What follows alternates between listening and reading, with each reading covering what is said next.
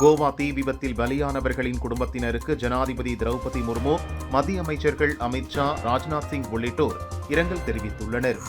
திமுக கரைவேட்டி கட்டிய தொண்டர்களை ஏமாற்றி நீங்கள் துணை முதல்வராகி உள்ளீர்கள், ஊழல் கரைபடிந்த அமைச்சர்களை பதவியில் அமர்த்தி அழகு பார்த்துக் கொண்டிருக்கிறீர்கள் என உதயநிதிக்கு தமிழிசை பதிலடி கொடுத்துள்ளார்.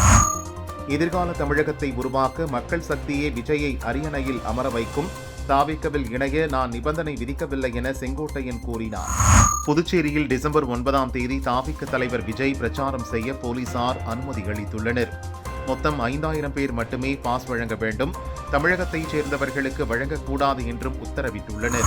சென்னையில் இன்றும் 100 இண்டிகோ விமானங்கள் ரத்து செய்யப்பட்டன. இதனால் பயணிகள் கடும் அவதிக்கு உள்ளாகினர். வட அமெரிக்காவின் யூகோன் பகுதியில் சக்தி வாய்ந்த நிலநடுக்கம் ஏற்பட்டது. ரிக்டர் அளவில் 7ஆக பதிவானது.